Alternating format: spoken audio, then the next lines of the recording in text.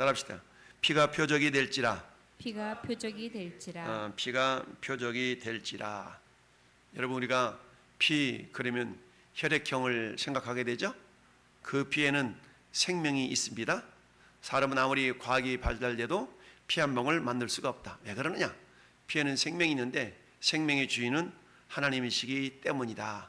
그래서 AI 시대에 모든 것이 그야말로 과학의 힘으로 다 해결되는 이 시대이지만, 그러나 여전히 우리는 어때요? 피 한 방울, 바닷물 한 방울 만들 수 없는 연약한 존재다라는 사실입니다. 여전히 하나님은 이 우주를 통치하고 다스리고 계시고 생명의 주인이 우리 주님이신 것을 말씀하고 있는 것이죠. 우리가 잘 아는 것처럼 6월절, 6월달이 있는 절기가 아니라 넘어간다라는 의미가 6월, 영어로 말하면 패스오버라는 의미죠. 넘어간다는 얘기인데, 자, 이스라엘 나라 사람들한테는 칼렌더가 3개가 있다 그랬죠. 우리가 사용하는 이 양력, 그 다음에 종교력이라는 게 있고요, 유대력이라는 게 있다고 그랬어요. 유대력이라는 것은 하나님께서 아담과 하와를 창조하신 날을 원년으로 삼아서 그들이 이렇게 칼렌더를 만들어 쓴 유대력이라는 게 있어요. 그리고 오늘 12장에서 새롭게 하나님께서 제정하라 하신 종교력이라는 게 있습니다. 이 3가지 칼렌더를 사용하고 있는데요. 자, 특별히 2절 말씀에 이 달을 너희에게 달의 시작 곧 해의 첫 달이 되게 하고 라고 그랬죠. 하나님께서 말씀하신 그 달은 오늘날 말하면 약 3, 4월 정도 되거든요. 그 3, 4월을 이들의 종교력으로 1월 달이 되게 하라 라고 지금 말씀하고 있는 것입니다. 너희는 이처럼 이스라엘 온 회중에게 말하여 이르라. 이달 열흘에 너희 각자가 어린 양을 취할지니 각 가족대로 그 식구를 위하여 어린 양을 취하라 라고 말씀하고 있습니다. 여러분, 이처럼 예수님을 믿는 저와 여러분들에게 있어서 1절, 2절의 말씀, 달의 시작 곧 해의 첫 달이 되게 하라. 여러분, 우리 젊은 남녀 청춘들이 연애하면 우리가 연애한 지 100일이 됐어요, 200일이 됐어요, 이런 걸 계산하고 카톡 화면에다가 그걸 띄우는 것을 종종 보게 됩니다. 이처럼 날짜를 계산한다는 것이죠. 언제 시작됐는가라는 것을 기억하고 기념하기 위해서이죠. 우리가 결혼기념일이 언제인가, 생일이 언제인가, 이런 건 역시 나라는 존재, 내가 언제부터 생겨났는가를 기억하기 위함이고, 또한 기념일이라는 것은 역시 마찬가지죠. 그렇게 되어지는 것인데요. 이 달을 너희의 달의 시작 곧 해의 첫 달이 되게 하라 라는 것은 이스라엘 백성들이 저 애굽 땅에서 400여 년 동안 종살이 하던 그것을 청산하고 이제는 어떻게 해요? 새로운 삶을 살아갈 것이기 때문에 결코 이것을 잊지 않도록 하기 위해서 처음으로 시작하게 하라, 처음으로 기념하게 하라 라고 말씀하신 것이죠. 여러분, 6월절은 결국 무엇을 상징합니까? 예수 그리스도의 십자가를 상징을 하죠. 그러니까 예수 그리스도의 십자가가 있는 인생과 예수 그리스도의 십자가가 없는 인생은 전혀 다르죠. 예수님의 십자가가 있는 인생, 즉 예수님의 보혈로 전에 여러분들이 모든 죄 사함받고 하나님의 자녀가 되었다. 할렐루야. 이런 사람들을 뭐라고 말씀합니까? AD의 인생을 살아가는 인생. 보통 우리가 BC와 AD를 가른다라고 말합니다. 오늘이 서기 2025년이죠. 이거를 AD 2025년이라고 말합니다. 그러면 AD 2025년은 뭘 얘기하냐? 여러분, 지나가는 사람들을 붙잡고 올해가 몇 년이세요? 2025년입니다 라고 다들 말하겠죠. 근데 왜 2025년인지 아세요? 라고 물어보면 거기에 대해서 대답하는 사람들이 많지가 않습니다. 그냥 2025년 아니에요? 이렇게 얘기를 하지 왜 2025년인가? 예수님을 믿든 안 믿든 2025년이라는 그런 시간의 흐름 속에 우리가 살아가고 있는데요. 왜 2025년이냐? 라고 물어볼 때 누군가가 여러분이 그런 질문을 했다면 여러분은 뭐라고 대답을 하겠습니까? 그것은 한마디로 말하면 주님이 이 땅에 육체를 입고 오신 날을 기준으로 해서 그 해가 2025년이 흘러갔다라고 얘기하면 틀리지가 않죠.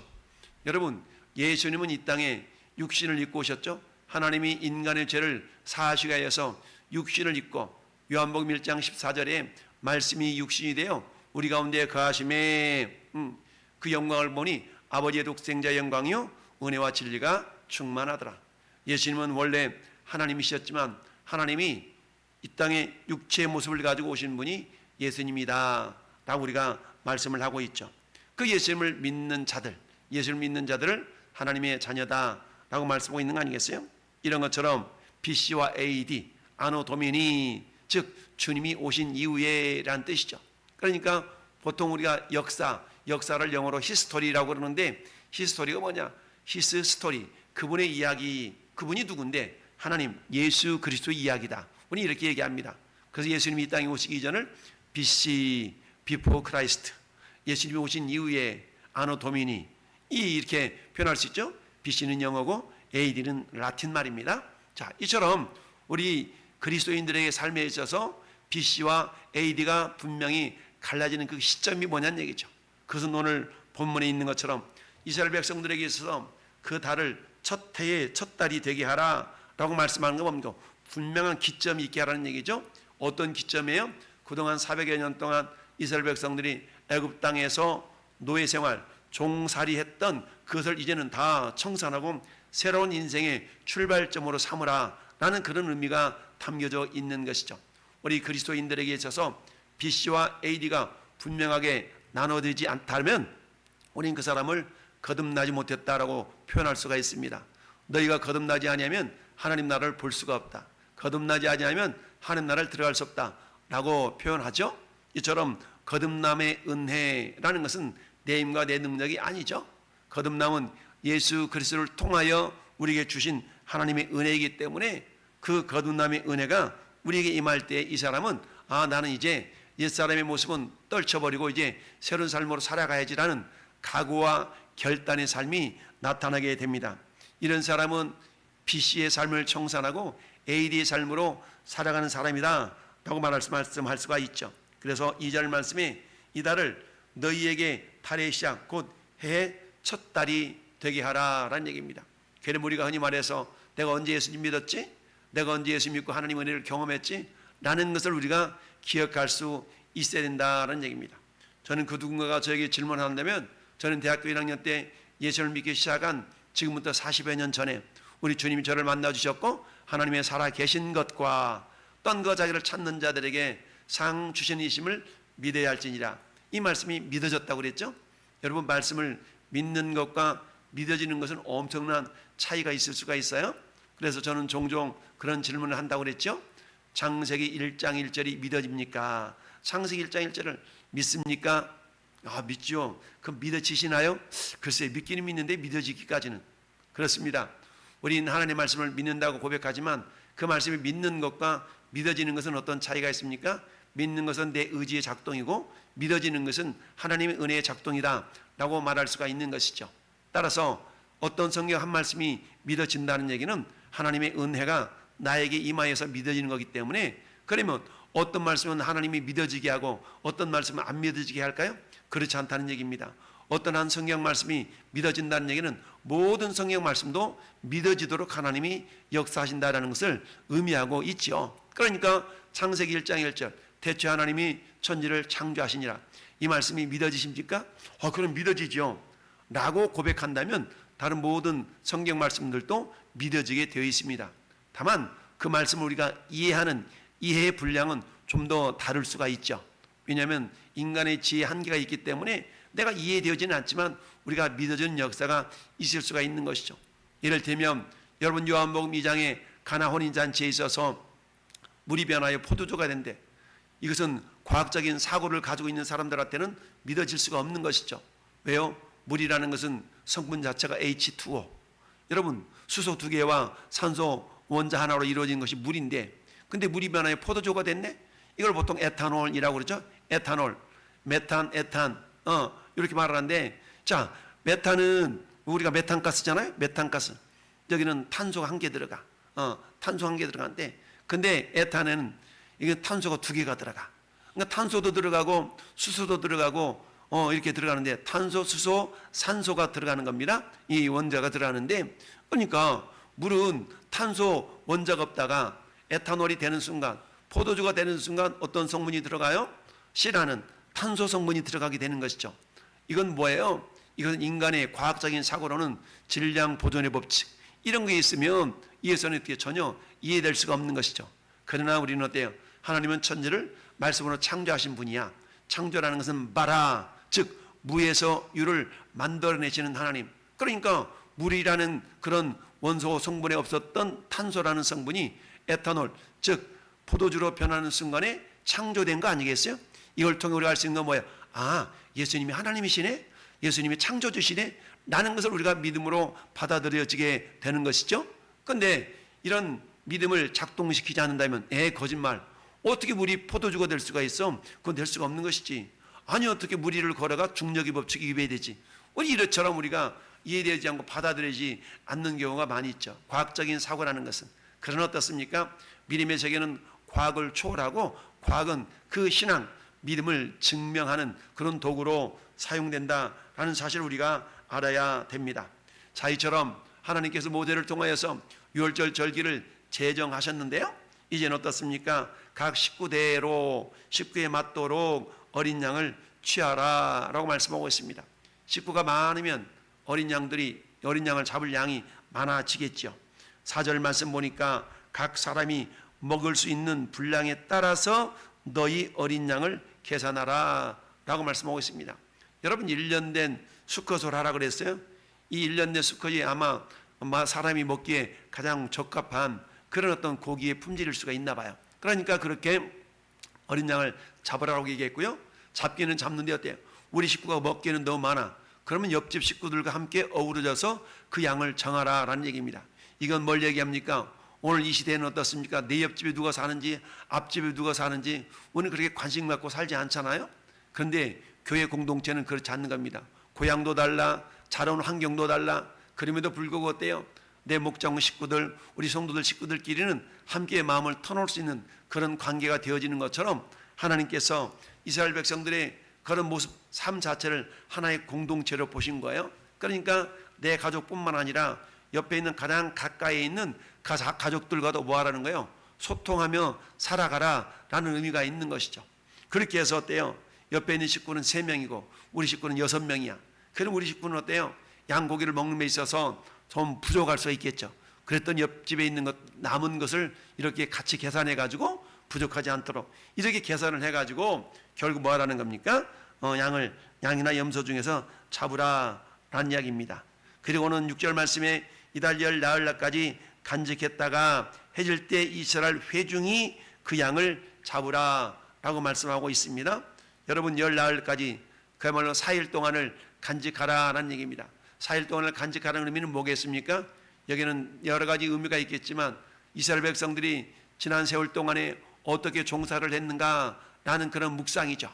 그리고는 어떻습니까? 이제는 이 고기를 먹음으로 인해서 종의 신분에서 자유인의 신분으로 변화될 것에 대한 묵상, 그리고 이 고기들이 우리를 위하여 희생하고 있다는 그런 것을 묵상하게 되는 것이죠.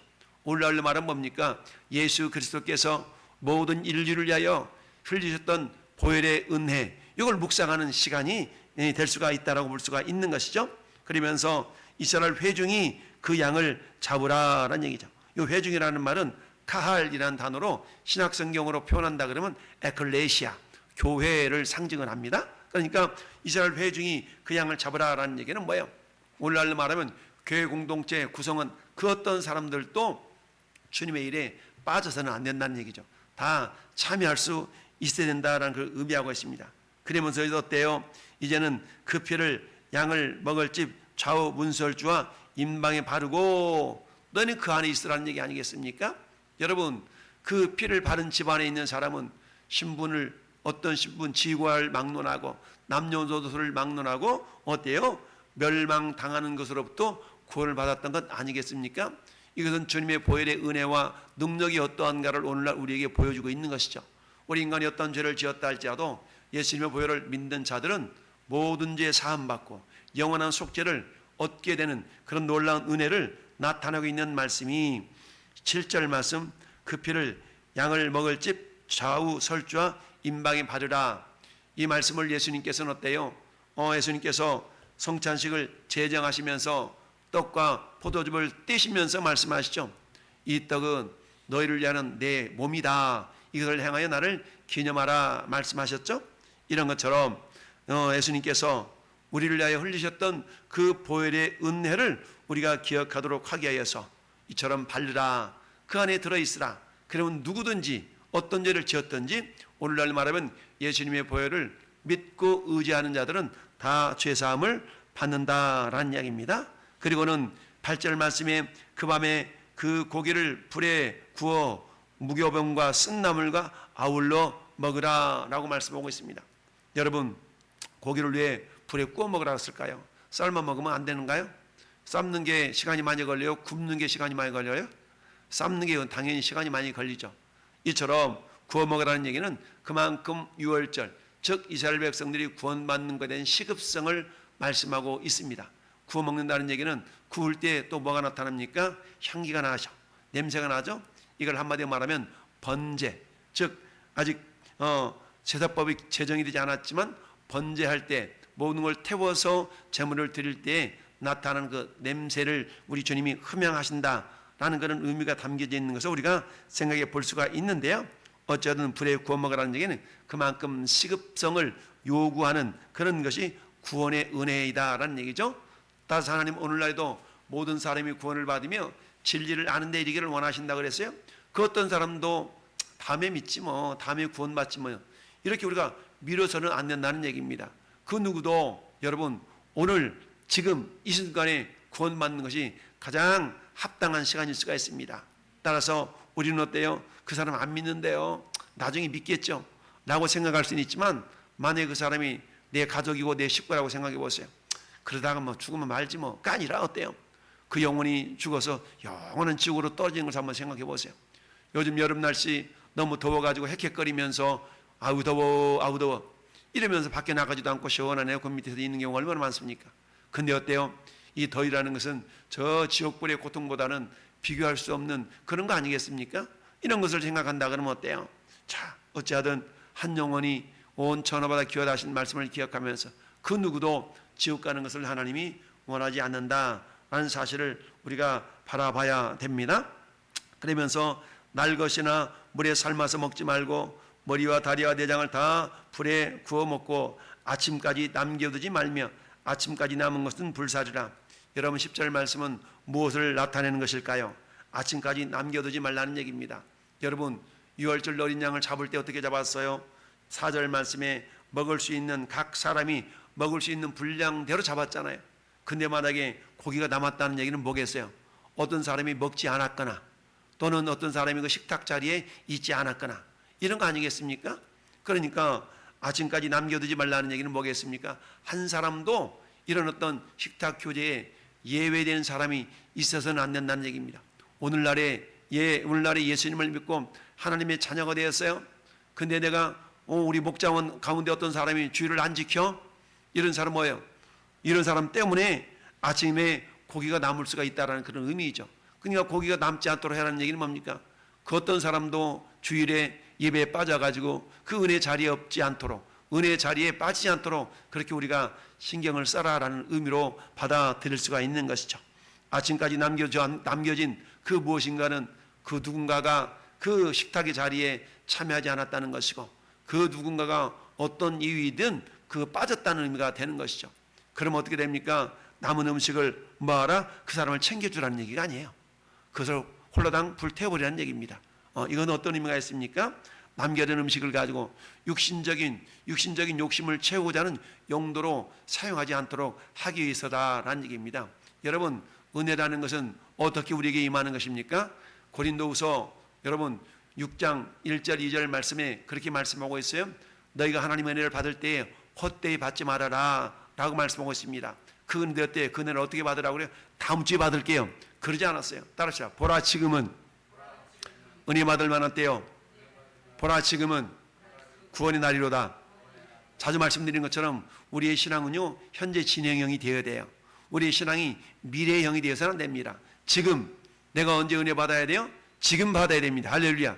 내가 언제 구원 받아야 돼요? 지금 구원 받아야 됩니다. 할렐루야. 따라서 저는 여러분들은 어때요? 보라 지금은 은혜 받을 만한 때요. 보라 지금은 구원의 날이로다.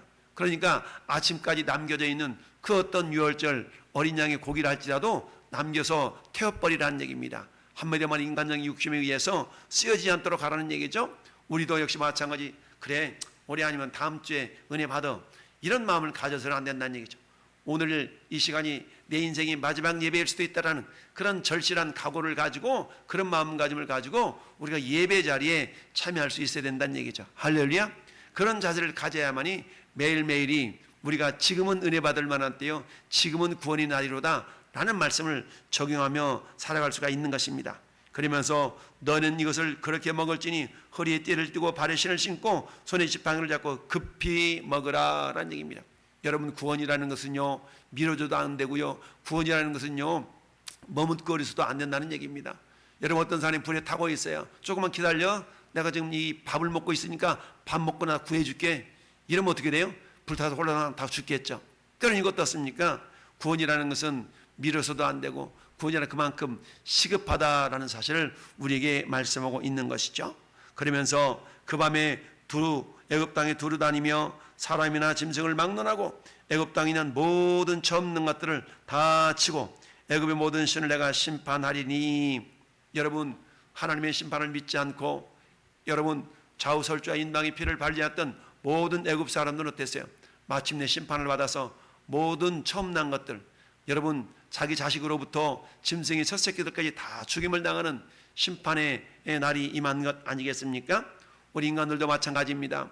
예수 그리스도를 믿지 아니하고 비웃는 자들, 불평하는 자들, 원망하는 자들, 믿지 않는 자들, 이런 자들에게는 어때요? 영원한 지옥의 심판이 기다리고 있을 따름이다 라는 사실입니다.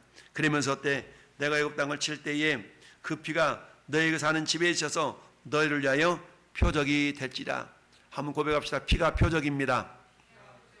여러분, 피가 표적이라는 것은 뭡니까? 오늘 이 시대를 살아가는 저와 여러분들에게 그 피는 어떤 피예요? 예수님의 보혈, 예수님의 피죠. 내가 예수님의 피를 믿고 있는가? 예수님의 피를 믿고 있다는 얘기는 뭐겠어요? 내 어떤 연약함이라 할지라도 예수님의 보혈로 나는 용서 받았고, 할렐루야.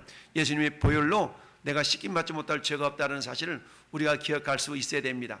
요한일서 1장 7절부터 9절 말씀 사이에 우리가 만일 우리 죄를 자백하면 저는 미쁘시고 의로우사 우리를 모든 불의 가운데서 깨끗하게 하실 것이요 라고 말씀하고 있습니다. 모든 불의를 깨끗하게 할 수 있는 것이 무엇으로? 예수님의 보혈로. 할렐루야. 따라서 우리가 피가 표적이 될지라 라고 그랬어요. 이 피는 오늘날 말하면 예수님의 보혈인 줄 믿습니다. 따라서 당신에게 표적이 있습니까? 당신에게 피에 대한 표적이 있습니까? 라고 누군가 물어본다 그러면 피? 어떤 표적을 말하는 것이지? 그렇지, 내 안에 예수 그리스도에 대한 보혈이 되는 확신이 있는가? 라는 말씀으로 우리가 바꿔서 우리가 고백할 수가 있습니다.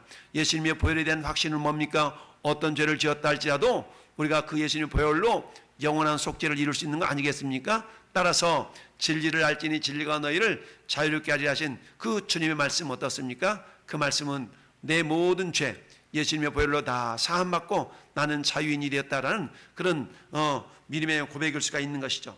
따라서 그 피가 너에게 표적이 될지라. 나에게는 표적이 있는가? 날마다 주님의 보혈을 의지하고 있는가를 날마다 기억할 수 있어야 된다는 얘기죠. 여러분, 히브리서 기자가 히브리서 4장 16절에 그런 말씀을 하고 있습니다. 은혜 보좌 앞에 그 피를 힘입어 은혜 보좌 앞에 담대히 나가라 라고 말씀하고 있죠. 은혜의 보좌는 어떤 곳이에요? 하나님을 배울 수 있는 곳, 하나님을 만날 수 있는 곳입니다. 여러분, 보혈에 대한 표적이 있는 자라야만이 마음껏 주님 앞에 나가 부르짖어 주님을 대면할 수가 있는 줄 믿습니다. 그 표적을 믿는 자라야만이 주님께 부르짖어 기도하고 주님을 향하는 마음을 표현하는 자인 줄로 믿습니다. 여러분, 피에 대한 표적이 없는 자는 여러분 주님을 찾지 않습니다. 주님께 부르짖지 않습니다. 그러나 피에 대한 표적이 있는 자, 주님의 보혈에 대한 표적이 있는 자라야만이 주님께 나아가는 모든 죄, 어떤 죄를 할지라도 영원한 속죄를 이루고 모든 죄 사함 받는다는 그런 믿음의 확신으로 자유함을 누리는 영원한 그런 존재가 된 줄로 믿습니다. 14절 말씀에 너희 이 날을 기념하여 여호와의 절기를 삼아 영원한 규례로 대대로 지킬지니라. 여러분, 이 유월절 어린 양의 피는 예수 그리스도의 피를 예표하고 상징하죠. 그렇다면 예수님의 보혈은 오늘날 저와 여러분들을 모든 죄로부터 영원한 속죄를 이루기까지 능력 있는 보혈, 능력 있는 피인 줄 믿습니다. 이 피에 대한 표적이 우리 10년 가운데 새겨지는 자들마다 자유함을 누릴 수가 있고 어떤 사단의 권세도 넉넉히 이겨낼 수가 있는 줄 믿습니다. 이 피는 우리 죄를 사하는 것뿐만 아니라 우리 모든 연약함마저도 이미 예수님께서 다 담당하신 줄 믿습니다. 재정적인 연약함, 건강의 연약함마저도 예수님의 보혈로 다 강건하게 될 줄로 믿습니다. 이 표적을 믿는 자들은 어때요? 우리 건강이 부족함도 예수님의 보혈을 의지하면서 여러분 베드로전서 2장 24절에 저가 채찍에 맞음으로 나음을 입었도다. 예수님이 채찍에 맞아서 피 흘리신 것 때문에 우리는 어때요? 나음을 입을 수 있는 권세가 주어졌다는 사실을 기억하면서 나에게 이런 피해된 표적이 있는 자 죄사함 받고 여러 가지 연약함으로부터 다 회복되며 구원받는 놀라운 은혜의 주인공이 된 줄로 믿습니다. 이러한 표적이 저와 여러분 삶 속에 날마다 나타나고 증거되는 복된 인생들이 될 수 있기를 예수님의 이름으로 축원합니다. 아멘.